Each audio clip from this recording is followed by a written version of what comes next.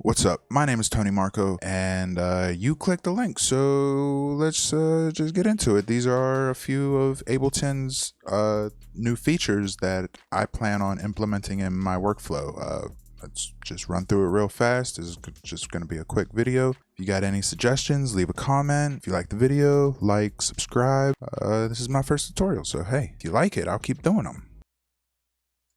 Okay, so like I said, we're going to try to save time here. I'm not going to do it right now, but they did add a templates function. They didn't make a big deal out of it. I'm not going to make a big deal out of it, but it is important for workflow. I have two separate workflows. One is working with the Euro rack, so sending CV in and out, and also having a CV tool calibrated to my Euro rack specifically. And then I also have a template for my machine, using it as a controller and a standalone input. The controller having the 16 pads set up, it's a pain in the ass to set up every time. So having a template just for that is amazing. So yeah, we're not going to spend too much time on that. All you got to do is come up with your, base project and then save live set as template. And it'll be down here in this template folder right here. Also, they added grooves right above that. Just a little fun fact. So moving on, I'm going to be using the probability and velocity chance a lot with my hi-hats and shakers. So this is your velocity range, and as you can see down here, it's adjusting. Make that a little bigger for you. So you can see it's adjusting.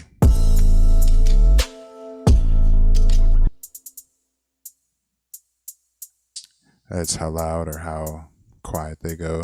It's random. You could really just use a MIDI effect for velocity, but I feel like you have more control over it this way. Also, you can just hit this random button. You gotta highlight that. Random, all kinds of random. So that's weird.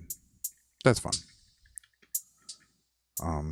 Also too, there is the probability down here, which we also randomized by doing that.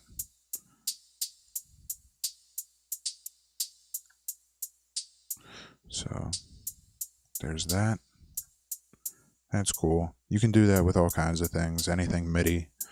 So say you had like these, say we wanted those to hit, less. So there you go. That's cool. What's next? Comping. That's a big one, because say I was recording a verse or something, it would loop, for this loop and insert take lanes. That's cool. But me, I like dragging in loops from other kits and everything. Let's get that out of the way. From like other kits. So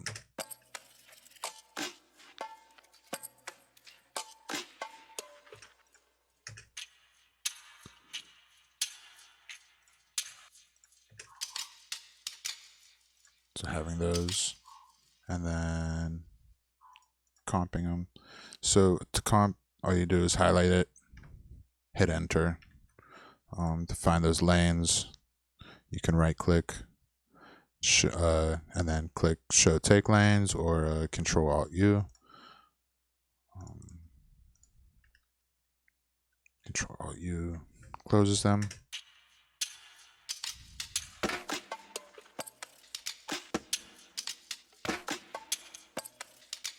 So yeah.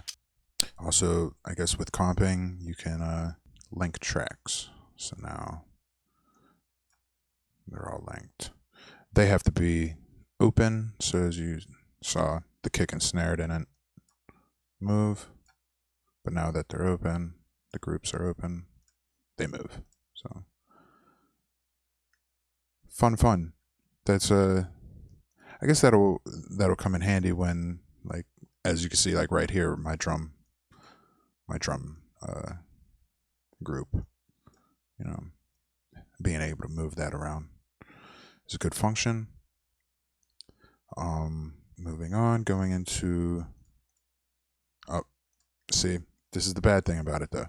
Because they're linked, I can't just jump into that MIDI clip. I have to unlink them. I don't know if that's necessarily a good thing or a bad thing. It gets in the way of my workflow. Moving on. They added scales. That is very helpful because before we all had to just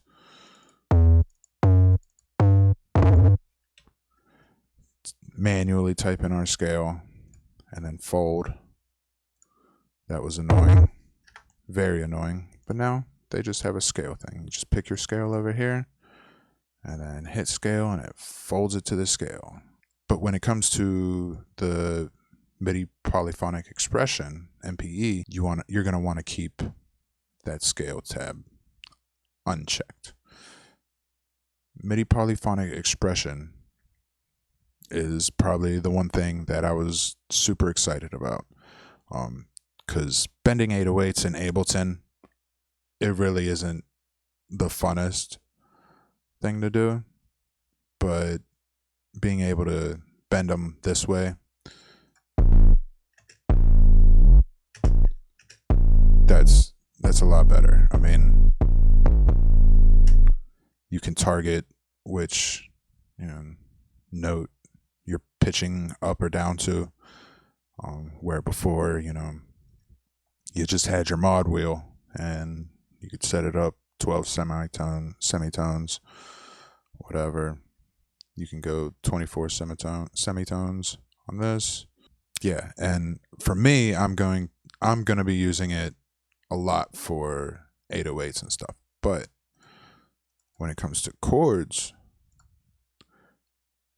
you can do some pretty cool things. I'm not sure how much I'm going to be using this, but this is different.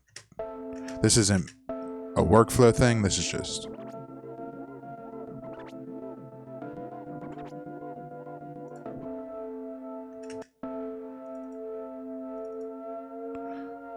So, as you can see, only this note is bending.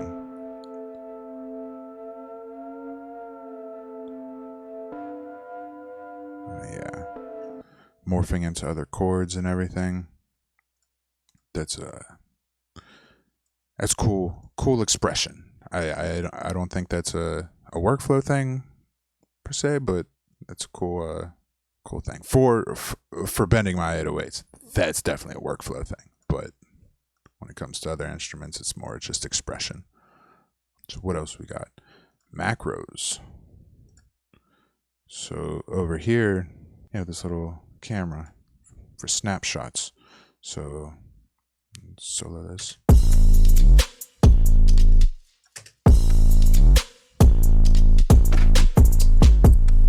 So say you find a color you like, hit this snapshot, and it puts it, when you hit this little play button, it takes it to that snapshot. You can make new ones. You